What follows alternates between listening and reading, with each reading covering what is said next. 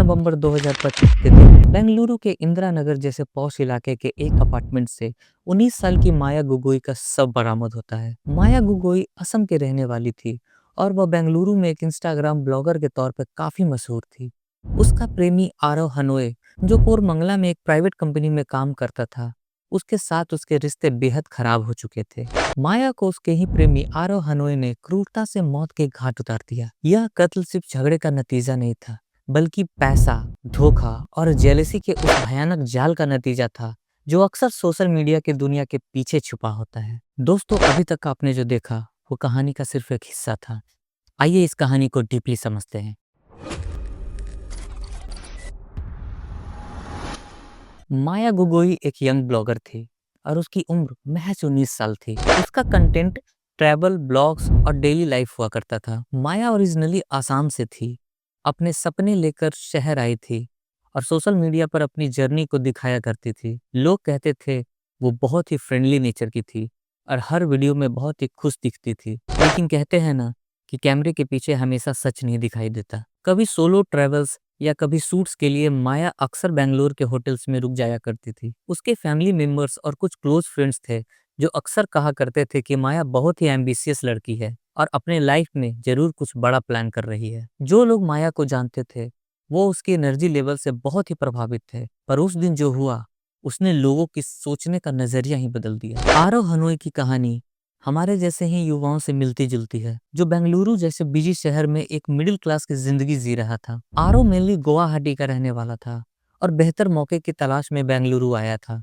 उसने कोरमंगला जैसे पॉश इलाके के पास एक प्राइवेट कंपनी में एक सामान्य पद पर अपनी नौकरी शुरू की। आरो की लाइफ में उसका सबसे बड़ा संघर्ष उसकी आइडेंटिटी और स्टेटस था। वह बेंगलुरु की चकाचौंध भरी दुनिया देखता था, लेकिन उसकी सैलरी और जॉब पोस्ट उसे उस लग्जरी लाइफस्टाइल से दूर रखती थी। जब वह माया गुगोई से सोशल मीडिया के माध्यम से मिला, उस समय माया गुगोई एक तेजी से उभरती हुई ब्लॉगर थी। तो उस समय आरव ने अपनी पहचान को माया की सफलता से जोड़ने का प्लान शुरू किया। उसे लगा कि माया के साथ रहने पर उसे भी वो स्टेटस और रुतबा हासिल हो जाएगा। आरव की कहानी में इनसिक्योरिटी की जड़ें बहुत ही गहरी होती जा रही थी।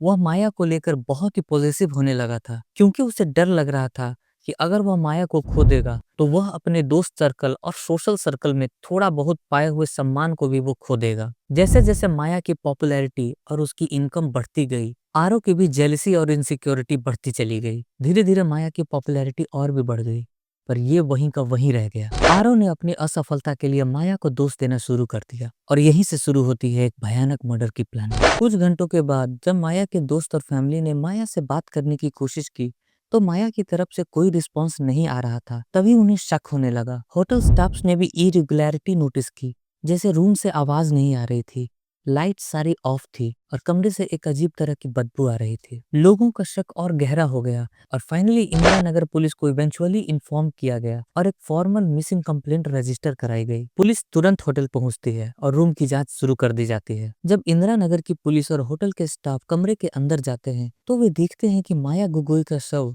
बेड पर पड़ा हुआ है। बॉडी पर कई जगह चाकू के घाव थे, जिसमें छाती पर एक गहरा और जानलेवा घाव भी शामिल था। चूंकि आरोपी आरव हनोई ने हत्या के बाद लगभग 2 दिन शव के साथ कमरे में बिताया था, इसलिए बॉडी डिकम्पोज होनी शुरू हो गई थी और कमरे से तेज बदबू बाहर आ रही थी, जिसके कारण ही स्टाफ ने पुलिस को इन्फॉर्म किया। बिस्तर और कमरे में हर जगह खून के धब्बे मौजूद थे। पुलिस को मौके से माया का मोबाइल फोन बरामद होता है, जिसे जांच के लिए भेज दिया जाता है। अपार्टमेंट की किचन से चाकू गायब था। इसके बारे में पुलिस ने अनुमान लगाया कि हो सकता है आरोपी उसी से हत्या करके चाकू अपने साथ ले गया हो। इन्वेस्टिगेशन में यह भी पता चलता है कि आरव ने ऑनलाइन प्लेटफॉर्म से नायलॉन की रस्सी ऑर्डर की थी, जिससे यह संकेत मिलता है कि हत्या सुनियोजित यानी प्रीमेडिटेटेड हो सकती है। सारे सबूत देखकर पुलिस तुरंत पुष्टि करती है कि यह एक हत्या का मामला है और आरोपी की तलाश तुरंत शुरू कर दी जाती है। फॉरेंसिक टीम्स को भी बुलाया जाता है, सैंपल्स कलेक्ट किए जाते हैं और सारे एविडेंस को सेफ रखने के लिए रूम की सीलिंग कर दी जाती है। होटल के रूम को सील करने के बाद फॉरेंसिक एक्सपर्ट्स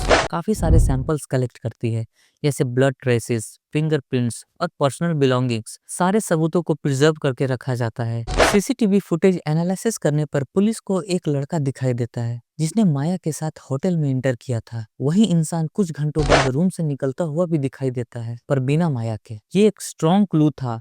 होटल के रजिस्टर में उस गेस्ट का नाम लिखा हुआ था आरव हनोए, और जब पुलिस उस तक पहुंची तो एक शॉकिंग पैटर्न सामने आया। पुलिस के इन्वेस्टिगेशन में ये क्लियर हुआ कि माया और आरव एक ही रूम में थे जब इंसिडेंट हुआ था। होटल स्टाफ ने उन्हें एक साथ देखा था और फिर आरव को अलग से चेकआउट करते हुए देखा। उसने माया के सारे सामान को वहीं होटल में छोड़ दिया था, इंक्लूडिंग हर फोन। सीसीटीवी फुटेजेस और होटल कॉरिडोर के टाइम स्टैम्प ने इस केस को क्रिस्टल क्लियर कर दिया। एक क्लिप में आरव को सुबह के आसपास होटल कॉरिडोर से बाहर निकलते देखा गया, लेकिन जब माया के रूम से कोई मूवमेंट नहीं होती है तो संदेह और भी गहरा हो जाता है। पुलिस ने तुरंत आरव के कॉल रिकॉर्ड्स, जीपीएस डेटा और पेमेंट के सारे ट्रैक रिकॉर्ड खंगालना शुरू करती है। डिजिटल ट्रेल ने उसे आरव तक पहुंचाया और उसे अरेस्ट किया गया। इंट्रोगेशन के दौरान आरव ने एक्सेप्ट किया कि उसका और माया का एक आर्गुमेंट हुआ था। उसके बाद सिचुएशन इतनी वायलेंट हो गई कि उससे ये अपराध हो गया। पुलिस रिपोर्ट के मुताबिक आरव ने माया पर फिजिकल असॉल्ट किया और फिर उसे मार डाला। उसके बाद उसने वहां से भागने की कोशिश की,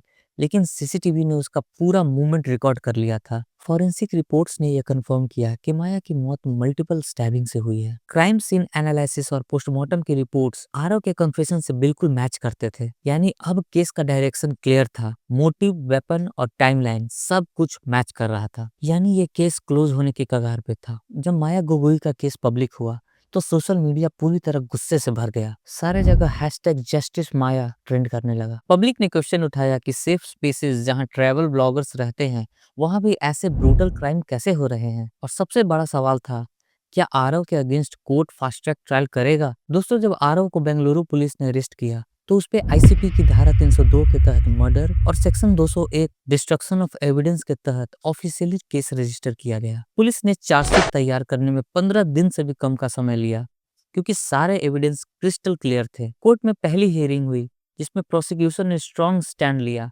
कोर्ट में उन्होंने कहा कि माया के मर्डर में प्री मेडिटेशन था, मतलब प्लान बनाकर उसने यह कांड किया था। डिफेंस साइड से आर्गू किया गया कि आरव का कोई इंटेंशन नहीं था, ये एक सडन आर्गुमेंट था जो वायलेंट हो गया। लेकिन फॉरेंसिक और सीसीटीवी प्रूफ्स ने उस क्लेम को गलत साबित कर दिया। अभी केस ट्रायल फेज में है, लेकिन आरव जुडिशियल कस्टडी में है। उसके अगेंस्ट सेक्शन 302 के तहत लाइफ इम्प्रिजनमेंट तक की सजा हो सकती है। सोचिए, माया गोगोई जैसी लड़की अपनी ड्रीम के चाह में बेंगलोर जैसे बड़ी शहर में आती है और अपनी मेहनत के दम पर अपना एक करियर बनाती है, लेकिन एक इनसिक्योर और जेलस व्यक्ति के कारण उसकी पूरी कहानी अब कोर्ट की दीवारों तक सिमट कर रह गई है।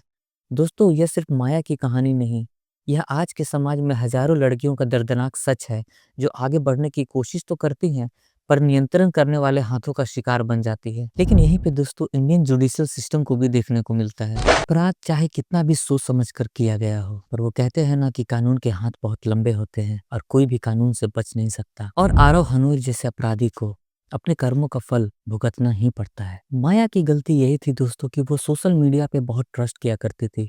स्ट्रेंजर्स के साथ मीटअप करना और एक ऐसा ब्लाइंड बिलीफ कि सारे लोग अच्छे होते हैं, यही उसके मौत का कारण बन गया। आरव जैसा इंसान जो पहले दोस्त बनाता है और फोटोग्राफिंग के नाम पर फिर अप्रोच करता है और फिर उसके बाद उसकी दोस्ती के साथ खिलवाड़ करता है। दोस्तों, माया का केस एक कोर्ट फाइल नहीं है, ये एक वेकअप कॉल है उन लड़कियों के लिए जो सोलो ट्रैवलिंग करती है, सोशल मीडिया पे सोलो काम करती है और अनजाने लोगों पे ट्रस्ट करती है। ये केस बताता है प्यार कब ऑब्सेशन बन जाए कोई नहीं जानता। जब आरव ने उस होटल के रूम में उसका स्टैबिंग करके सब कुछ खत्म कर दिया तो सिर्फ एक जिंदगी नहीं गई, एक फैमिली, एक ड्रीम और एक जनरेशन का ट्रस्ट भी टूट गया। अब सवाल ये है कि क्या हम इस सोसाइटी को बदल पाएंगे?